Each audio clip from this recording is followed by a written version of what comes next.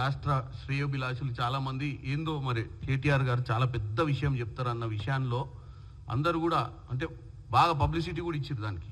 వస్తుండు సార్ వస్తుండు పెద్ద మూమెంట్ తీసుకొస్తాడని. తీరా చూస్తే ఏంటంటే కొండంత రాగం తీసిండు, ఏదో పాట పాడిపోయిండు. ఆ సప్పుడు లేదు ఆ పాటకు, అర్థం లేదు ఆ పాటకు. లేదా కొండనంతా దొవి ఎలుకను కూడా పట్టలేకపోయాడు. ఆ ప్రెస్ మీట్ ద్వారా అర్థమైంది ఏంటంటే ఇకపోతే హైడ్రోజన్ బాంబు వేస్తాడేమో, మొత్తం అల్లకల్లోలం అయితేమో రాష్ట్ర రాజకీయాలు అనుకుంటే ఉల్లిగడ్డ బాంబు కూడా వేయకుండా పోయాడు, చిన్నది పిల్లలు ఆడుకునేది.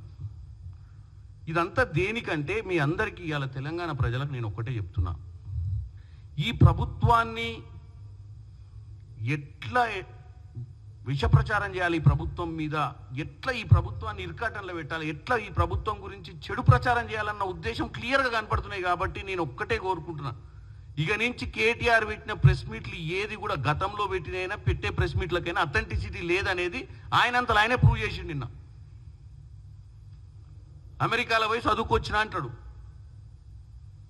ఇంగ్లీష్ బ్రహ్మాండంగా హైయెస్ట్ వొకాబులరీ ఉన్న ఇంగ్లీష్ మాట్లాడుతా అంటాడు.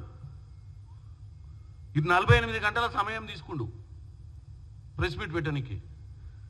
ఏం గ్రౌండ్ వర్క్ చేసిండో తెలియకుండానే ఆయన గ్రౌండ్ వర్క్ అంతా రేవంత్ రెడ్డి గారిని ఎట్లా ఇరకాటంలో పెట్టాలి, రేవంత్ రెడ్డి గారిని ప్రభుత్వాన్ని ఎట్లా ఇరకాటం పెట్టాలి, ఎట్లా ప్రభుత్వం గురించి నెగిటివ్ మాట్లాడాలన్న ఆవేశంతో వచ్చిండు తప్ప తెచ్చిన కట్ట కాగితాలలో ఏం కాగితాలు తెచ్చిండు, ఏం చెప్పిండు అనే విషయాన్ని మర్చిపోయిండు. ఆయన మర్చిపోయిండా, తెలివి తక్కువ పనా, దద్దమ్మ లెక్కలా తెలియలేదు.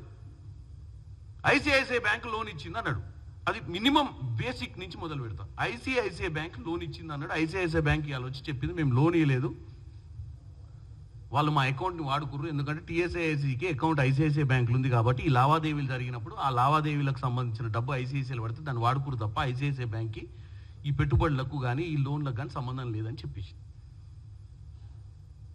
అంటే press meet basic fundamental, press మీట్కి పెట్టడానికి బేసిక్ ఫండమెంటలే ఫెయిల్ అయింది. అంటే ఏ బ్యాంకు రుణం ఇచ్చిందో కూడా ఎంక్వైరీ చేయకుండా, అసలు ఆ రుణాలు నువ్వు చెప్పే 10,000 కోట్ల రూపాయలు ఎక్కడి నుంచి వచ్చినాయి అనేది ట్రాక్ కూడా చేయకుండా ఆవేశపడిపోయి దడదడ ఉడుకొచ్చేసి ప్రెస్ మీట్ పెట్టి అయిపోయా అని చెప్పేసి ఆర్బీఐని తీసుకొచ్చి మధ్యన అవసరమైతే సెంట్రల్ ప్రధానమంత్రికి చెప్తా అంటివి, అవసరమైతే ఫైనాన్స్ మినిస్టర్ తోటి కూడా మాట్లాడుతూ అంటుంటివి, అవసరమైతే విజిలెన్స్ సిబిఐ రెండింటిని కూడా ఇన్వాల్వ్ చేస్తా అంటుంటివి. ఏమన్నా అర్థం ఉందా కేటీఆర్ గారు మేము మాట్లాడేదానికి?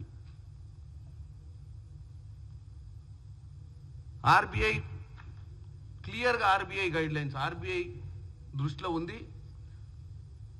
ఇప్పుడు తెలంగాణ ప్రజలకు వాస్తవం తెలియాల్సింది ఏంటంటే, ఇవి 75 కంపెనీలు, 37 కంపెనీలు బాండ్లు ఉన్న కంపెనీలు.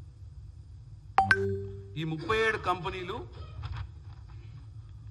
9,995 కోట్ల 28 లక్షల రూపాయల బాండ్లు టిఎస్ఐఐసిసి అనే ఒక మన సంస్థ దాని ఫేస్ వాల్యూ చూసి దాంట్లో ఇన్వెస్ట్మెంట్ పెడితే మ్యూచువల్ ఫండ్స్ ద్వారా బాండ్స్ కొనుక్కుంటే మాకు లాభం జరుగుద్ది అన్న ఉద్దేశంలో వీళ్ళు 9.35% రిటర్న్స్ వస్తాయంటే ఇన్వెస్ట్మెంట్ పెట్టిన కంపెనీలు ఈ 37 కంపెనీలు. ఈ కంపెనీలు ఈ 37 కంపెనీలు ఏదైతే బాండ్లు టిఎస్ఐసి రిలీజ్ చేసిన బాండ్లు కొనుక్కుంటే ఆ డబ్బులు వచ్చి ఐసిఐసిఐ అకౌంట్లో పడితే ఐసిఐసిఐ వారు ఆ అమౌంట్ మన వాళ్ళు యూటిలైజ్ చేసుకోనికే మన అందరికి ఎట్లయితే బ్యాంక్ అకౌంట్ ఉంటే ఎవరైనా బ్యాంక్ అకౌంట్లో పైసలు వేస్తే మనం పోయి ఎట్లయితే డ్రా చేసుకుంటాం అట్లా డ్రా చేసుకున్న ప్రక్రియనే ఐసిఐసిఐ బ్యాంక్ ఇన్వాల్వ్మెంట్. దీన్ని ఐసిఐసిఐ బ్యాంకు ఆయన సవాళ్ళు 5,000 ఫస్ట్ క్వశ్చన్ నిన్న ఆయన ప్రెస్ మీట్కి సంబంధించిన 4 అంశాలు మాట్లాడతా కాంట్రాడిక్టరీ. 5,200 కోట్ల విలువైన భూమిని 30,000 కోట్లుగా చూపించిర్రని ఆయన. అంటే ఇప్పుడు ఆయన కాంట్రాడిక్టరీ ఆయనే చేసుకుంటాడు. మళ్ళా నియోపోలిస్ దగ్గర ఆయన 100 కోట్లకు అమ్మిండు భూమి. నియోపోలిస్ కంటే అతి చేరువులు ఉన్న ఈ భూమిని 30,000 కోట్లకే 30,000 కోట్లు ఎట్లా పెట్టిర్రు, స్టాంప్ వాల్యూ 5,200 కోట్లే అని చెప్పి ఆయనే కాంట్రాడిక్ట్ చేసిన. అంటే భూమి విలువ 30,000 కోట్లు ఉంది అని ఎట్లా ధృవీకరించారు అంటాడు. ఇది బేసిక్ ఏంటంటే insolvency and bankruptcy board of India certified valuation consultant ద్వారానే ఈ పెద్ద పెద్ద వాళ్ళు ఇన్వెస్ట్మెంట్లు పెట్టినా, బాండ్లు పెట్టినా, మన ఇష్టం ఉన్నట్టు మనం గతంలో జరిగిన ట్రేడింగ్ని కానీ, ప్రస్తుతం ఉన్న మార్కెట్ వాల్యూని కానీ, ప్రస్తుతం ఉన్న స్టాంప్ వాల్యూని తీసుకోకుండా వాళ్ళు ఒక ఇవాల్యుయేట్ చేస్తారు, ఎంత దీని వర్త్ ఉంటుంది అనేది ఇవాల్యుయేట్ చేసి వాళ్ళు ఇచ్చిన దాని ప్రకారం భూమి విలువను వాళ్ళు ఇచ్చిన మనం చెప్పనీకి ఉండదు. నా భూమి ఇంత, నేను కూడా చెప్తాం మా తాత ఇచ్చిన ఆస్తి మా శాలిగౌరవరంలో 5 కోట్ల ఎకరం ఉంటుందని చెప్పుకోనికేమో చెప్పుకొని పండుకోవచ్చు మంచిగా, లెక్కలు వేసుకొని 5 ఎకరాలు ఉంటే 5 కోట్లు ఇంటూ 5 వేసి 25 కోట్లు నా ఆస్తి అని చెప్పి పండుకోవడంలో తప్పలేదు. కొనేటోడు వచ్చినప్పుడు దాని అసలు వాల్యూ తెలుస్తుంది. ఇలా చాలామంది ఈ మన ప్రజలు మన మన మన మన చుట్టాలు కానీ మనోళ్ళు కానీ ఏమనుకుంటారు, ఆస్తి బాగుందంటే నిద్ర బాగా పడుతుంది. అది అమ్మినప్పుడు ఆస్తి కొనేటోడు దొరికినప్పుడు కొనేటోడు ఇచ్చే రూపాయి, ఆ రోజు వాని కాడ రూపాయి ఉంటే వాని నెగోషియేషన్ కెపాసిటీ వాని దగ్గర ఉంటుంది. సో ఈ పర్టికులర్ బోర్డు 20,563 కోట్లకు దీన్ని ధృవీకరించింది వాల్యూని. అది మనంగా ధృవీకరించేది, కంపెనీ ధృవీకరించింది. దాన్ని వీళ్ళు తెలంగాణ ప్రజలకు ఏం తెలియదు కదా, రియల్ ఎస్టేట్ ముచ్చట్లు మాట్లాడినట్టు, ఇప్పుడు నేను చెప్పిన ముచ్చట మాట్లాడినట్టు కేటీఆర్ గారు. దేనికి ఎట్లనన్నా ప్రభుత్వాన్ని ఇరకాటంలో పెట్టాలి. ఇక దానికి ఆయన చెప్తాడు. ఇవాళ ఆయన ఇంకో ఆయన శిష్యుడు ఉండు ఒక ఆయన, ఇక ఒక ఆయన ఇవాళ పొద్దున్నే లేచి ఆయన దుకాణం స్టార్ట్ చేసిండు. ఏమని 30,000 కోట్ల భూమిని 20,800గానే అని చెప్పి దాంట్లో లాస్ చూపించిండు 9,200 కోట్లు.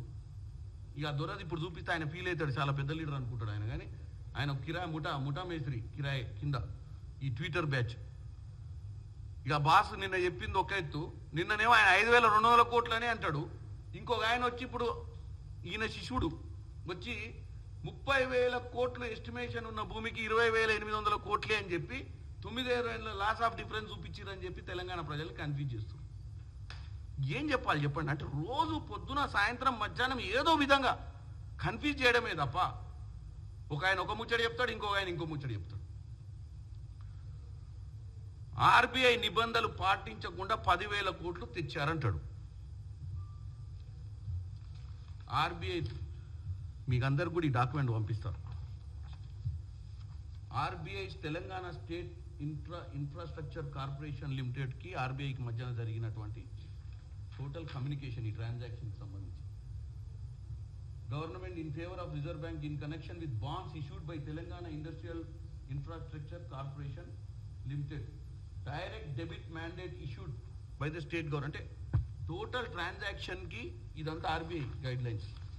ఈ ట్రాన్సాక్షన్ ఇది తెలంగాణ ప్రజలకు తెలవాలంటే నిన్న ఎంత వేగ్గా మాట్లాడిందంటే, అసలు ఇక మనం ఇక్కడ అంతా మనం కలిసి 4 గోడల మధ్యన 10,000 కోట్లు తీసుకుని ఎవరికి చెప్పలేదు, ఆర్బీఐకి తెలియదు, ఫైనాన్స్ మినిస్టర్కి తెలియదు. ఐసిఐసిఐ బ్యాంక్ లోన్ ఇచ్చింది, ఐసిఐసిఐ బ్యాంక్ వాళ్ళు పొద్దున్నే వచ్చి లోన్ ఇవ్వలేదని చెప్పారు. ఆర్బీఐ వాళ్ళకు అసలు ఏమాత్రమైన గ్రౌండ్ వర్క్ ఏం మాట్లాడుతున్నాం? తెలంగాణ సమాజంలో ఒక 10 ఏళ్ళు మినిస్టర్గా ఉన్నావు, మీ నాయన ముఖ్యమంత్రి ఉండే, ఎవరో మాట్లాడితే 4 ముచ్చట్లు మాట్లాడితే దాన్ని మనం అర్థం చేసుకోవాలి, అవగాహన రాహిత్యం వల్ల మాట్లాడేదని. కేటీఆర్ అనేట ఆయన అసలు బేస్లెస్ ప్రెస్ మీట్ పెట్టి, అంటే ఈ ప్రెస్ మీట్ తోటి తెలంగాణ సమాజానికి అర్థమయ్యేది ఏంటంటే, కేవలం నేను వస్తా ప్రెస్ మీట్ పెడతా, ఏదంటే అది మాట్లాడతా, మీరు రిజిస్టర్ చేసుకోవాలి, మీరు ఆ కాంగ్రెస్ పార్టీ చేస్తున్న పాలన మీద ఒక చెడు అభిప్రాయం క్రియేట్ చేసుకోవాలన్న ఉద్దేశం తప్ప ఏమన్నా క్లారిటీ ఉండాలి. ఈ ఆర్బీఐ ఇవన్నీ కూడా డాక్యుమెంట్స్ మీకు షేర్ చేస్తాయి ఇప్పుడు ప్రెస్ మీట్ అయినాక. ఇది ఆర్బీఐ నుంచి వచ్చినటువంటి communication in between TSISC and reserve bank of India. అంటే టోటల్ ఈ transaction is very much registered. ఆయన చెప్పినట్టు రిజిస్ట్రేషన్ లేదని కాదు. లిటిగేషన్ ల్యాండ్కి ఐసిఐసిఐ బ్యాంక్ ఎలా లోన్ ఇచ్చింది? ఫస్ట్ ఐసిఐసిఐ బ్యాంక్ లోన్ ఇవ్వకపోవడం అనేది ఒక ఎత్తు అయితే, ఎట్లా అంటే ఇక మన కామన్ మ్యాన్ని కన్ఫ్యూజ్ చేయడం. భూమి లిటిగేషన్ ఉంటే ఐసిఐసిఐ బ్యాంక్ 10,000 కోట్లు ఎట్లా ఇస్తుంది అంటాడు. సరే ఫస్టే ఇప్పుడు ఈ ప్రెస్ మీట్లో, నా ప్రెస్ మీట్లో నేను ముందే చెప్పిన, ఐసిఐసిఐ బ్యాంక్ లోన్ ఇలే, బాండ్స్ ఇచ్చారు, బాండ్స్ ఇచ్చిన వాళ్ళు టీఎస్ఐసి ఉన్నటువంటి ప్రస్తుత పరిస్థితిని చూసి ఇచ్చారని చెప్పిన.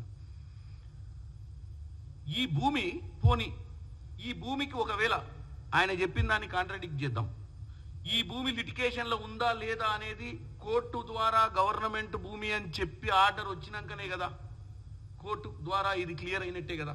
లిటికేషన్ ఎప్పుడు జరిగింది?